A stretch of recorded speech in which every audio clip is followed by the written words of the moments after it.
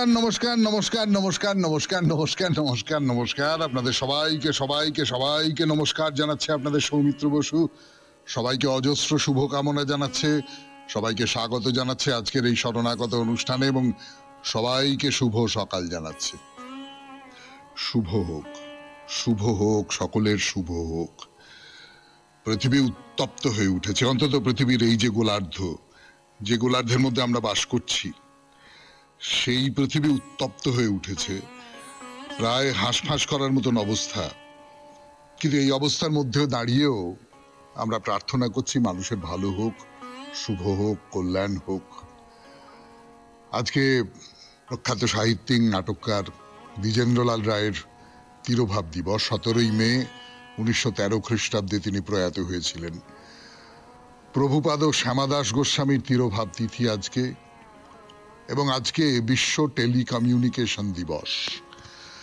Telecommunication, যার কাছে কৃতজ্ঞতা প্রকাশ না করে আমাদের কোনো উপায় নেই।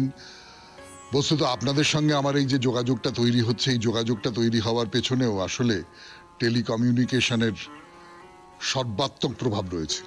সেটা যদি না থাকতো তাহলে আপনাদের সঙ্গে যোগাযোগ হতেই পারতো না। তো সেই টেলিকমিউনিকেশন দিবস। এবারে বলি আজকের দিনটার কথা। আজকে 2রা জ্যৈষ্ঠ 1432, ইংরেজির 17ই মে 2025, শনিবার। আজ পঞ্চমী।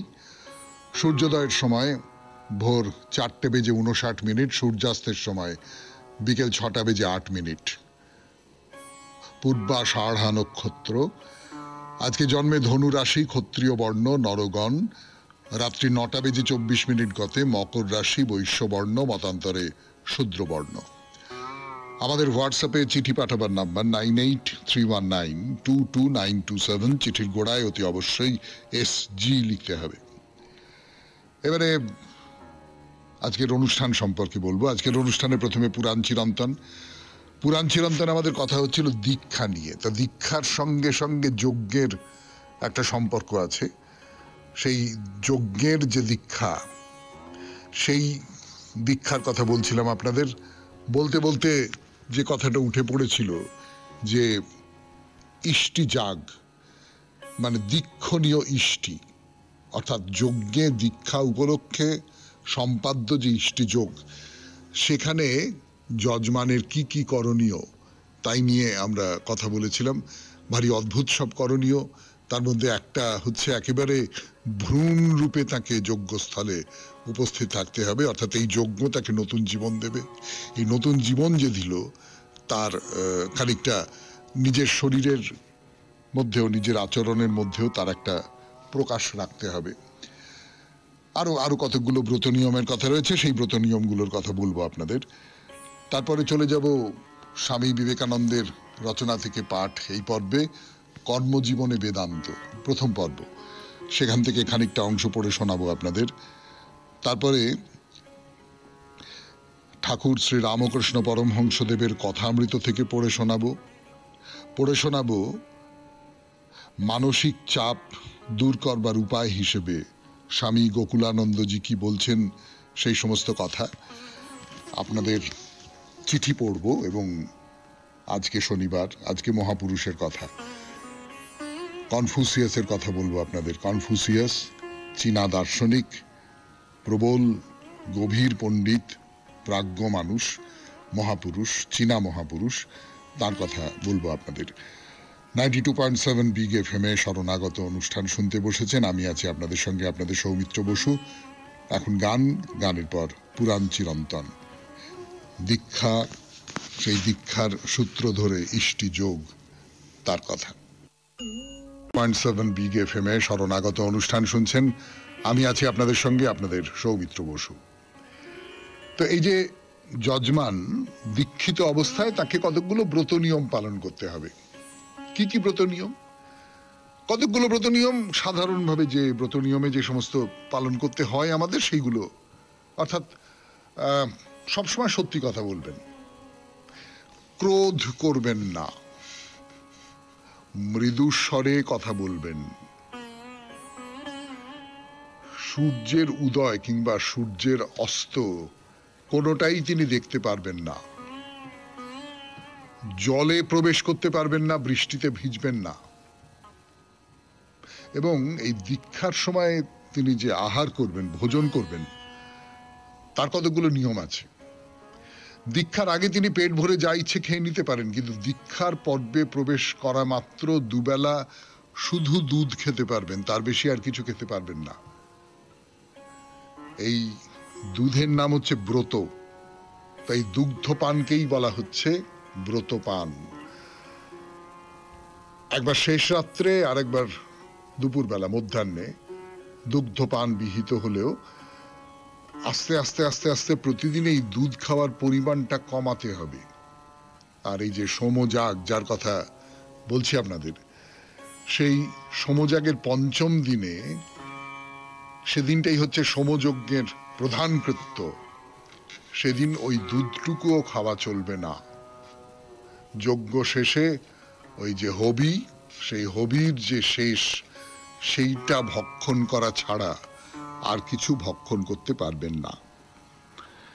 উপবাসের সঙ্গে নিজের শরীরকে শুদ্ধ করার একটা খুব ঘনিষ্ঠ সম্পর্ক আছে আমাদের। আমরা সকলেই জানি যে উপোস করা, নানান রকমের ব্রত পালন করবার সময় আমরা উপোস করি, পুজোর সময় উপোস করি, এটাও সেই উপোসের অঙ্গ।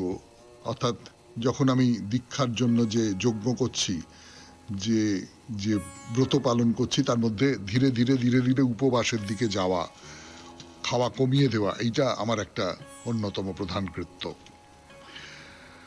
শুনছেন দীক্ষার কথা 92.7 বিগ এফএম এ শরণাগত অনুষ্ঠানে। এখন একটু গান শুনবো, গানের পর আবার দীক্ষা নিয়ে আরো কিছু কথা বলবার জন্য প্রস্তুত হয়ে আছে আপনাদের সৌমিত্র বসু। ফিরে এলাম 92.7 বিগ এফএম এ শরণাগত অনুষ্ঠান শুনছেন। দীক্ষার কথা বলছি। তো এই যে বৈদিক দীক্ষার এই যে নিয়ম, যে নিয়মগুলো, তার মধ্যে যেটা প্রধান আমরা খুব দেখেছিলাম এবং আমার অন্তত খুব মজা লেগেছিল, আপনাদেরও নিশ্চয়ই খুব খুব মজা লাগবে, খুব মনে হবে আরে তাই তো, ঠিকই তো, এরকম একটা মনে হবে। সেটা হচ্ছে যে যিনি দীক্ষিত হয়েছেন সেই মানুষকে গর্ভস্থ ভ্রূণের প্রতীকে দেখা। অর্থাৎ এই যেন গর্ভ থেকে তার নতুন একটা জন্ম হবে, সেই নতুন জন্মের আগে ভ্রূণ যেমন করে থাকে তেমন করে যেন তিনি থাকছেন। আমরা বলেছিলাম কিরকম করে থাকছেন না থাকছেন।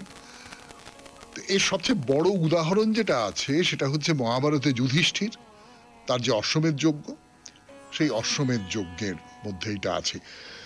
এই অশ্বমেধ যজ্ঞটা যুধিষ্ঠির খুব একটা পাপ বোধ থেকে করেছিলেন। কুরুক্ষেত্র যুদ্ধ হয়ে গেছে, প্রচুর মানুষ মারা গেছেন। কুরুক্ষেত্র যুদ্ধের একেবারে প্রাককালে অর্জুন যে কথাটা বলেছিলেন যে এরা সব আমার আত্মীয়, আমার নিজের লোক, আমার আমার আমার আমার আমার রক্ত এদের শরীরে বইছে, বা এদের রক্ত আমার শরীরে বইছে, আমি এদের কি করে হত্যা করব? তখন ভগবান শ্রীকৃষ্ণ তাকে কিছু উপদেশ দিয়েছিলেন, সে কথা তো আপনারা সকলে জানেন, গীতার কথা আপনারা কি আর বলবো। কিন্তু যুদ্ধ শেষ হয়ে যাওয়ার পর এই যে পাপবোধ, এইটা যুধিষ্ঠিরকে আক্রমণ করলো।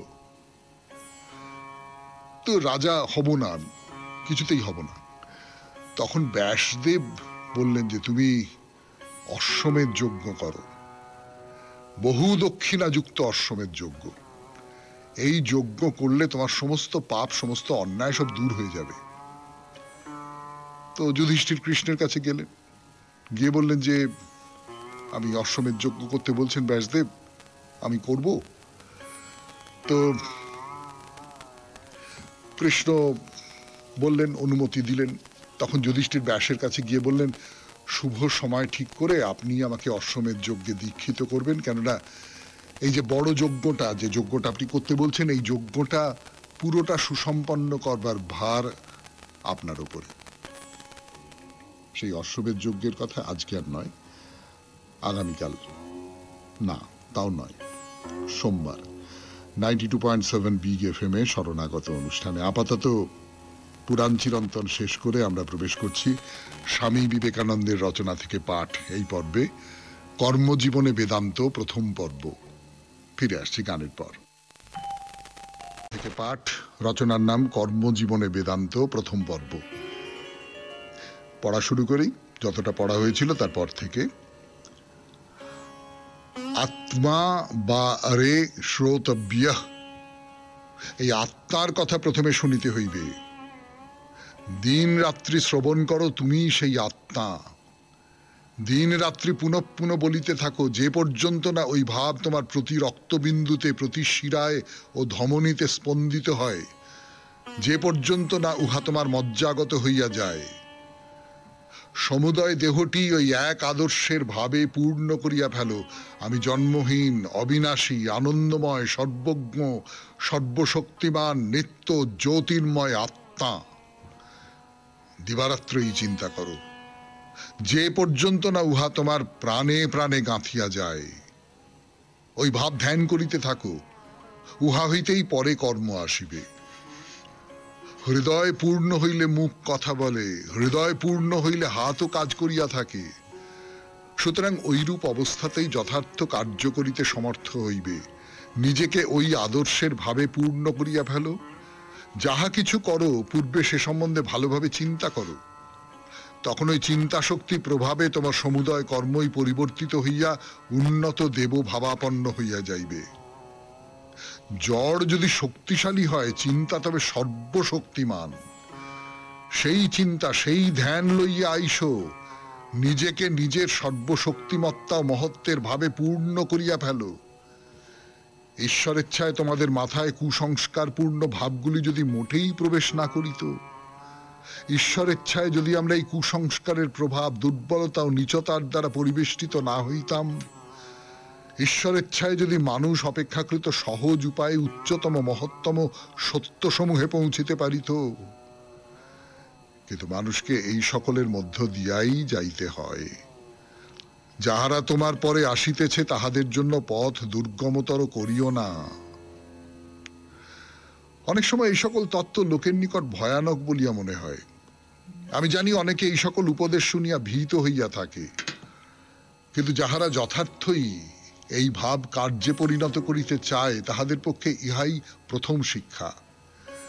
নিজেকে অথবা অপরকে দুর্বল বলিও না। যদি পারো লোকের ভালো করো, জগতের অনিষ্ট করিও না। অন্তরে অন্তরে জানো যে তোমাদের ক্ষুদ্র ক্ষুদ্র ভাব নিরদিগকে কাল্পনিক ব্যক্তির সমক্ষে অবনত করিয়া রোদন করা কুসংস্কার মাত্র। আমাকে এমন একটি উদাহরণ দেখাও যেখানে বাহির হইতে এই প্রার্থনাগুলির উত্তর পাওয়া গিয়াছে। যাহা কিছু উত্তর আসিয়াছে তাহা নিজের হৃদয় হইতে। তোমরা অনেকেই জানো যে ভূত নাই, কিন্তু অন্ধকারে গা একটু ছমছম করিতে থাকে। ইহার কারণ অতি শৈশবকাল হইতেই এইসব ভয় মাথায় ঢুকাইয়া দেওয়া হইয়াছে। সমাজের ভয়ে, লোকে কি বলিবে এই ভয়ে, বন্ধু বান্ধবের ঘৃণার ভয়ে, অতি প্রিয় কুসংস্কার নষ্ট হইবার ভয়ে অপরকে এইগুলি শিখাইবে না। এই প্রবৃত্তি জয় করো। ধর্ম বিষয়ে শিখাইবার আর বেশি আছে কি?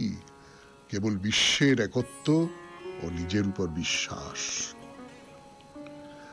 শুনলেন স্বামী বিবেকানন্দের রচনা থেকে পাঠ, কর্মজীবনে বেদান্ত প্রথম পর্ব। এরপর গানের পর ঠাকুর শ্রী রামকৃষ্ণ পরমহংসদেবের কথামৃত। আমি আছি আপনাদের সঙ্গে, আপনাদের সৌমিত্র বসু। শুনছেন 92.7 বিগ FM এ শরণাগত, জীবনের সহজ পাঠ। গান শেষ, কথা শুরু। 92.7 বিগ FM এ শরণাগত অনুষ্ঠান শুনছেন।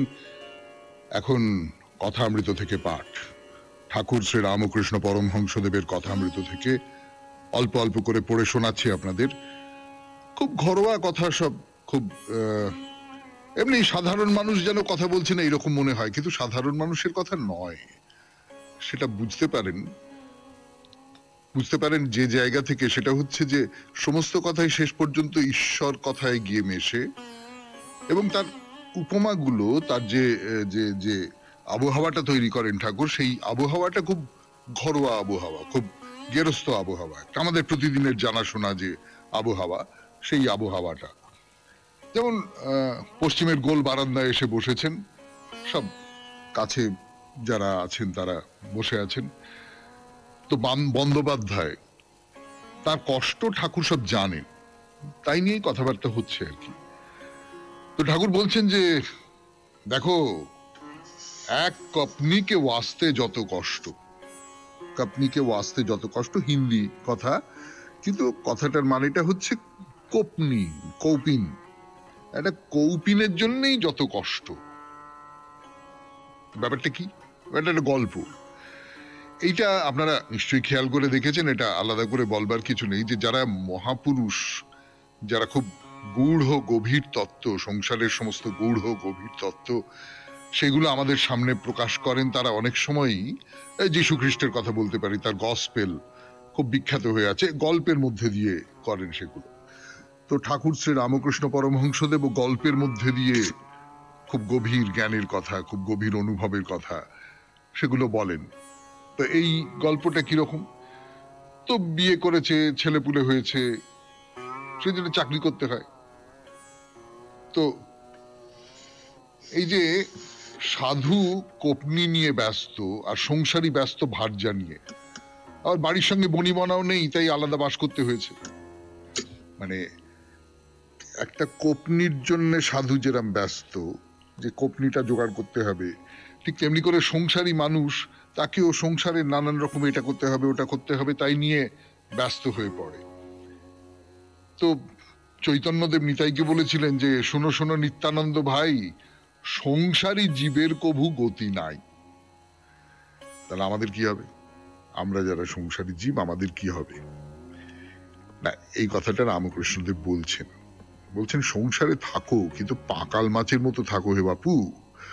ওই সংসারের পাঁকটা গায়ে লাগতে দিও না, সংসারটাকে মাথায় তুলো না, সংসারটার মধ্যে জড়িয়ে পড়ো না। তুমি থাকো, খুব নির্বিকার ভাবে থাকো, সংসারের যে কর্মগুলো করতে হবে সেই কর্মগুলো করো তুমি, তার বাইরে আর কিছুর মধ্যে যেও না। অর্থাৎ সংসারটা যেন তোমাকে খেয়ে ফেলতে না পারে। শুনছেন ঠাকুর শ্রী রামকৃষ্ণ পরমহংসদেবের কথামৃত থেকে পাঠ, 92.7 বিগ FM এ শরণাগত অনুষ্ঠানে। একটু গান শুনবো, গানের পর আবার কথামৃতে ফিরে যাব। আমি আপনাদের সৌমিত্র বসু।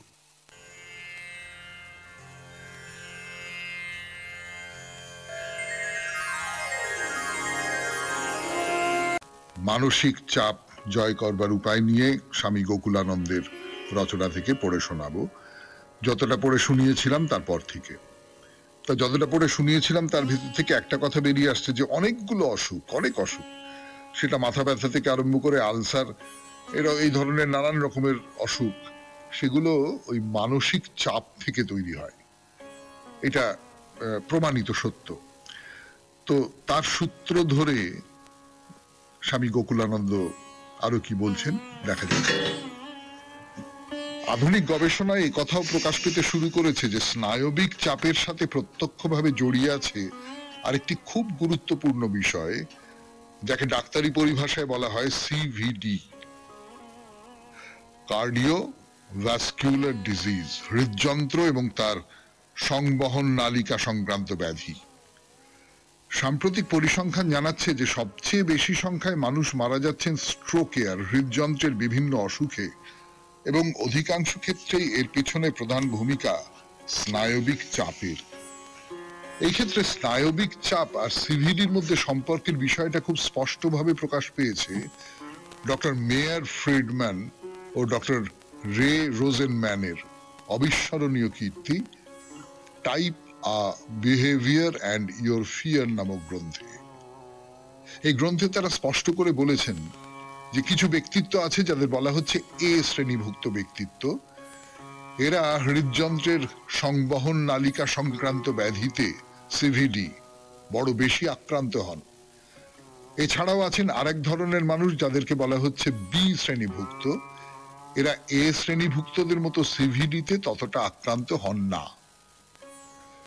এই শ্রেণীভুক্ত ব্যক্তিদের চরিত্র বৈশিষ্ট্য এই যে তারা সবসময় মারাত্মক কাজের চাপের ভিতর থাকেন। এর এক অদ্ভুত ধারণা পোষণ করেন যে তাদের হাতে জমে থাকা সমস্ত কাজ তাদের নিজেদেরই শেষ করতে হবে, অন্য কারো হাতে দেওয়া চলবে না, কারণ আর কেউ এই কাজ করতে পারবে না। আর এ কারণেই এ ধরনের মানুষেরা চাপের জাঁতাকলে সবসময় জেরবার। কাজের চাপে হাবুডুবু খাওয়া এমন কোন ব্যক্তি তো সবসময়ই ব্যস্ত, কত তাড়াতাড়ি তার কাজ শেষ করা যায়। এই ধরনের মানুষের মধ্যে আপনি দেখতে পাবেন অধৈর্য, দুরন্ত উচ্চাকাঙ্ক্ষা, প্রতিযোগিতার অসীম আকাঙ্ক্ষা, আগ্রাসন, এমনকি প্রায়শই শত্রুতাও। হাতে তার সবসময় কম, এবং দিনটা 24 ঘন্টায় না হয়ে আরো অনেক বেশি হলে খুব ভালো হতো। সব সময়ই এরা ব্যস্তবাগী, সাথে অনেক অনেক কাজ, সময় নেই সময় নষ্ট করবার। এইভাবে নিজেকে ব্যতিব্যস্ত করে তুলে আসলে এরা নিজেদের জন্য সৃষ্টি করেন মানসিক সমস্যা আর দৈহিক ব্যাধির অভিশাপ। শুনলেন স্বামী গোকুলানন্দের রচনা থেকে পাঠ, মানসিক চাপ জয় করার উপায়। এরপরে গান, গানের পর চিঠিপত্র। আমি আছি আপনাদের সঙ্গে, আপনাদের সৌমিত্র বসু। আপনাদের চিঠিপত্রের উত্তর। আজকের চিঠিটি লিখেছেন টুসি ঘোষাল, শালকিয়া, হাওড়া থেকে। পড়ে শোনাই সেই চিঠি। শ্রদ্ধেয় দাদামণি আমার প্রণাম নেবেন। এবারের বিষয়টি খুব সুন্দর, তাই নারী জাগরণ নিয়ে একটু কবিতার আকারে লেখার চেষ্টা করলাম মাত্র বলে একটি চিঠি লিখেছেন কবিতার মতন করে। নারী জাগরণ, তুমি নিরুপমা, তুমি অনন্য, তুমি অগতির গতি, তুমি দ্রৌপদী, তুমি সতী, তুমি গান্ধারী, তুমি অহল্যা, তুমি নন্দিনী, তুমি ভগিনী, তুমি জননী জায়া, তুমি গর্ভধারিণী, দিয়েছ স্নেহের ছায়া, শাশ্বত তুমি ধরণীর বুকে, বিধাতার স্নেহময়ী তুমি রমণী, তুমি প্রেয়সী, শতরূপে অসামান্য, তোমার কণ্ঠে সুরের লহরী, সংসারে তুমি কাণ্ডারি হয়ে ধরেছ তরীর হাল, তুমি কুন্তী মাদ্রী, দুঃখের নন্দিনী, তুমি সংগ্রামী, প্রবল তেজস্বিনী, এভারেস্টের চূড়ায় তোমার দ্বিধাহীন অভিযান, দেশের জন্য দশের জন্য লড়ে যাও প্রতিবার, কখনো বা তুমি ট্রেনের চালক, ট্যাক্সি ড্রাইভার, জীবনযুদ্ধে তুমি বিজয়িনী, তুমি প্রকৃতি দশভুজা, কখনো করেছ অপার করুণা, কখনো ধরেছ কোশি। সবাই ভালো থাকবেন। নমস্কার। বিনীত টুসি ঘোষাল, শালকিয়া, হাওড়া। ধন্যবাদ টুসি দেবী আপনার এই চিঠিটির জন্যে। একে ঠিক কবিতা বলবো কিনা আমি জানি না, কিন্তু নিশ্চয়ই কবিতার কাছাকাছি যায়। আপনি যে নারীর স্তব রচনা করেছেন, সেই স্তবটি সাধারণভাবে নারী বলতে আমরা যে বুঝি, আমরা নারীর যে রূপ মনের মধ্যে কল্পনা করি, তার একটা চেহারা তৈরি করে দিল। এরপর তাহলে মহাপুরুষের কথা, কনফুসিয়াসের কথা। 92.7 বিগ এফএম এ শরণাগত অনুষ্ঠান শুনছেন। আমি আছি আপনাদের সঙ্গে, আপনাদের সৌমিত্র বসু। ফিরে আসছি গানের পর। 7 বিগ এফএম এ শরণাগত অনুষ্ঠান শুনছেন। এখন আজ শনিবার, মহাপুরুষের কথা। তো মহাপুরুষের কথায় কনফুসিয়াসের কথা বলছিলাম আপনাদের, সেই কথা বলি। যেটা বলছিলাম সেটা হচ্ছে যে কনফুসিয়াস এখন লু রাজ্যে চলে এসেছেন। লু রাজ্যে, সেখানে ডিউক হচ্ছেন তিং, তার কাছে আছেন কনফুসিয়াস। এবং কনফুসিয়াসকে দেখে আমাদের খানিকটা চাণক্যর কথা মনে পড়ে যায় না?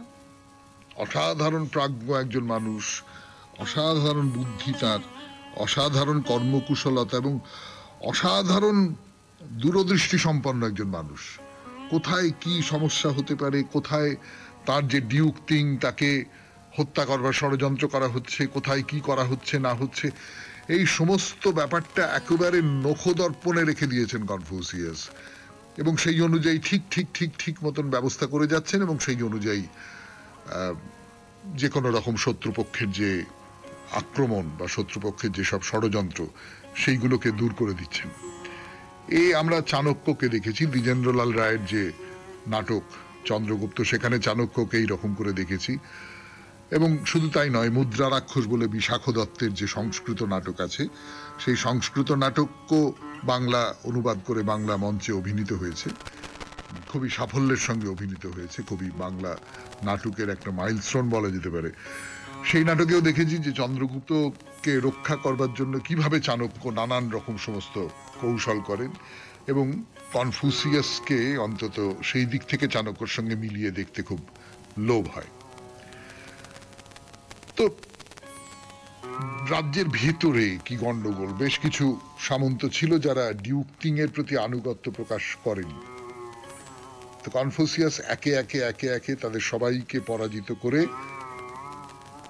ডিউক তিং এর প্রতি যে সমস্ত মানুষ শ্রদ্ধাশীল এবং যোগ্য, নিশ্চয়ই যোগ্য, তাদের সামন্ত পদে বসালেন। তো কনফুসিয়াস এটা জানতেন, আমরা সকলেই জানি কিন্তু মনে রাখি না হয়তো, যে দীর্ঘদিন ক্ষমতায় থাকলে মানুষের মধ্যে ক্ষমতার লোভটা খুব বেড়ে ওঠে এবং তখন মানুষের মনে হয় যে আমার তো ক্ষমতা আছে, আমি যা ইচ্ছে তাই করতে পারি। এরকমটা দেখি তো আমরা আমাদের চারপাশে। তো যাতে কেউ বিদ্রোহ ঘোষণা করে ডিউকের বিরুদ্ধে কোনো বিপদ তৈরি করতে না পারে, সেই জন্য সমস্ত সামন্ত রাজাদের অস্ত্র এবং সৈন্য সংখ্যা তিনি নিয়ন্ত্রণ করলেন। অর্থাৎ তোমার কাছে এর চেয়ে বেশি অস্ত্র থাকতে পারবে না, তোমার কাছে এর চেয়ে বেশি সৈন্য থাকতে পারবে না, তুমি এর চেয়ে বেশি ক্ষমতাবান হয়ে উঠতে পারবেন না। কনফুসিয়াস বিশ্বাস করতেন যে মানুষের মনের মধ্যে যদি নৈতিক চরিত্রের উন্নতি বিধান না করা যায়, তাহলে শুধু আইন দিয়ে মানুষকে সংযত করে রাখা কিছুতেই সম্ভব নয়। আমি শুধুমাত্র ভয় দেখিয়ে, এটা করলে ফাঁসি হবে, এটা করলে দ্বীপান্তর হবে, এটা করলে জেল হবে, এইসব বলে মানুষকে তার পাপের হাত থেকে সরিয়ে আনতে পারি না। এটা তো আমরা আমাদের নিজেদের চোখের সামনে দেখতে পাচ্ছি। আর তাছাড়া দীর্ঘদিন ধরে ওই আইনের শাসন দিয়ে, আইনের ভয় দেখিয়ে শান্তি শৃঙ্খলা বজায় রাখাও সম্ভব নয়। সেই জন্য কনফুসিয়াস নিজেই মানুষের মনের মধ্যে ধর্মবোধ বা নীতিবোধ জাগ্রত করবার জন্য নানান রকম উপদেশ দিতেন, এবং এই উপদেশগুলো সত্যিকারের যদি ভালো করে উপদেশ দেওয়া যায়, তাহলে সেই উপদেশের একটা ফল ফলে। তো এই ধরুন আমরা যে কথামৃত থেকে পড়ে শোনাই, সত্যিকারের ভালো উপদেশ, জীবনের সঙ্গে সম্পৃক্ত উপদেশ, সেই উপদেশের একটা ফল আছে। তো কনফুসিয়াসও যে উপদেশ দিচ্ছেন, সেই উপদেশও আস্তে আস্তে আস্তে আস্তে লোকের মনের মধ্যে একটা একটা একটা বীজ বপন করতে লাগলো, এবং সেই বীজ থেকে আস্তে আস্তে অঙ্কুর বেরোতে আরম্ভ করলো। ফলে একটা আদর্শ রাজ্য তৈরি হয়ে গেল, এই যে লু রাজ্য।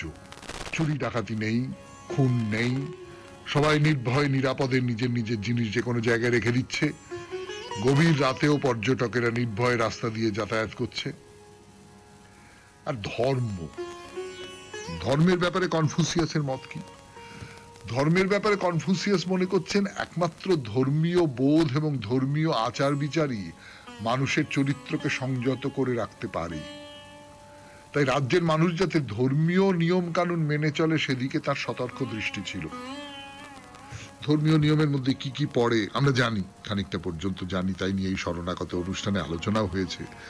তার মধ্যে সংযম আছে, রিপু দমন আছে, এই সমস্তগুলো যে আছে সেগুলো ভীষণ জরুরি। এবং কনফুসিয়াস যে সমস্ত উপদেশ দিতেন, নৈতিক শিক্ষা দিতেন, সেগুলো তিনি নৈতিক শিক্ষা দিলেন এতেই শেষ হয়ে যায় না, নিজের জীবনেও তিনি সেগুলো অক্ষরে অক্ষরে পালন করে চলতেন। তার একটাই কারণ আমরা জানি, শিক্ষক যদি তার শিক্ষাকে নিজের জীবনে পালন না করেন, অন্য কেউ তো পালন করবে না। আপনি আচরি ধর্ম অপরে শিখাও, নিজে ধর্মটা পালন করো, করে তো অন্য লোককে শেখাবে। শুনছেন মহাপুরুষের কথা, কনফুসিয়াসের কথা, 92.7 বিগ এফএম এ শরণাগত অনুষ্ঠানে। আরো বলবো এই কনফুসিয়াস মানুষটিকে নিয়ে, ফিরে আসবো গানের পর। বিগ এফএম এ শরণাগত শুনছেন কনফুসিয়াসের কথা, মহাপুরুষের কথা। তো এই যে শিক্ষককে তার যে শিক্ষা সেইগুলো মেনে চলতে হবে, এবং সেই সূত্র ধরে তিনি ডিউক তিং, যিনি কনফুসিয়াসেরও তো প্রভু সেই অর্থে বলতে গেলে, তার উপরেও কিছু কিছু বিধিনিষেধ আরোপ করেছিলেন। বলেছিলেন যে আদর্শ রাজার পক্ষেই একমাত্র প্রজাদের ঠিক ঠিক পথে চালিত করা সম্ভব। ডিউক তিংকে তিনি বলেছিলেন যে বিলাস ব্যসন করবেন না, শিকারে সুরাপানে বেশি সময় ব্যয় করবেন না, নিজের রানী ছাড়া অন্য নারীদের সঙ্গে যেন কোনো অবৈধ সম্পর্ক তৈরি না হয়। এই যে নৈতিকতা, সামাজিক যে নৈতিকতা, এটা মেনে চলতে হবে। তার কারণ রাজা হচ্ছেন আদর্শের মতো। রাজা যদি জীবনের নীতি নৈতিকতা মেনে না চলেন, তাহলে প্রজারা সেই নীতি নৈতিকতা কেন মানবে? তো এরকম করে এই যে লু রাজ্য, এটা একটা যাকে বলে আদর্শ রাজ্যে পরিণত হয়েছে। কিন্তু যে আদর্শ রাজ্যই হোক না কেন মন্দ লোক তো থাকবেই, মন্দ লোককে বাদ দিয়ে তো কিছু হয় না। এই ডিউক কিং এর উপরে কনফুসিয়াসের এতখানি প্রভাব দেখে অন্য কিছু কিছু মানুষের মনের মধ্যে খুব নানান রকম হিংসে হচ্ছে। হ্যাঁ, তারা ডিউক কিংকে গিয়ে নানান সব কথা বলছে। এই কি কথা, এই তো কনফুসিয়াসই রাজ্য চালাচ্ছে। আপনি কিসের প্রভু, আপনি কিসের ডিউক, আপনি কিসের রাজা? কনফুসিয়াস যা বলছে আপনাকে তাই শুনতে হচ্ছে। একদম মানে আমাদের এখানে চাণক্য চন্দ্রগুপ্ত যে সম্পর্কের কথাটা আমরা জানি, একেবারে হুবহু সেই রকম একটা ব্যাপার না। লোকে ডিউকের মন বিষিয়ে দিচ্ছে নানান রকম করে, এবং সেই সমস্ত প্রাক্তন সামন্ত রাজা তারাও খুব ভালো মানুষ হয়ে গেল, হয়ে গিয়ে কিং এর বিরুদ্ধাচরণ করবার জন্যে তাকে নানান রকম সব বোঝাচ্ছে। তো ষড়যন্ত্র, কিরকম ষড়যন্ত্র? একদিন ডিউক কিং শিকারে যাচ্ছেন, তো পথে একদল সুন্দরী মেয়ে তার রথের সামনে দাঁড়িয়ে আছে, দাঁড় করিয়ে দেওয়া হয়েছে, বুঝতেই পারছেন। তা তাদের রূপে মুগ্ধ হয়ে ডিউক তো ভুলে গেলেন শিকারে যাওয়ার কথা, তাদের নিয়ে একেবারে ভোগে বিলাসে আনন্দে মত্ত হয়ে রইলেন। রাজকার্যে কোনো মন নেই, পুজো আচার অনুষ্ঠান সব বন্ধ হয়ে গেল। কনফুসিয়াসের কানে গেল। কনফুসিয়াস ভয়ঙ্কর ক্রুদ্ধ হয়ে উঠলেন যে না, এটা তো অপরাধ, ডিউক কিং অপরাধ করেছেন, রাজার চরিত্র নষ্ট হয়েছে, নারীর সঙ্গে আসক্ত হয়ে পড়েছে, আর তাকে বাঁচানো যাবে না। আর তাছাড়া এই পূজা অনুষ্ঠান এগুলোতে অবহেলা করা, এও তো খুব গুরুতর অপরাধ। কনফুসিয়াস কি করলেন? বললেন আমি আর প্রধানমন্ত্রী থাকবো না, আমি এই রাজ্য ত্যাগ করে চলে যাচ্ছি, বলে রাজ্য ত্যাগ করে চলে গেলেন। তখন তার বয়স 54 বছর। তার সঙ্গে কয়েকজন অনুগত শিষ্য ওই রাজ্য ত্যাগ করে চলে গেলেন। এইখানেই শেষ হলো আজকের মহাপুরুষের কথা, এইখানেই শেষ হলো আজকের শরণাগত। আমাদের হোয়াটসঅ্যাপে চিঠি পাঠাবার নাম্বার 9831922927। চিঠির গোড়ায় অতি অবশ্যই SG লিখতে হবে।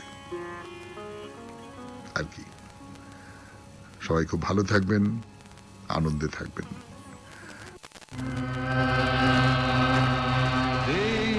নমস্কার নমস্কার নমস্কার নমস্কার নমস্কার নমস্কার নমস্কার আপনাদের সবাইকে সবাইকে সবাইকে নমস্কার জানাচ্ছে আপনাদের সৌমিত্র বসু।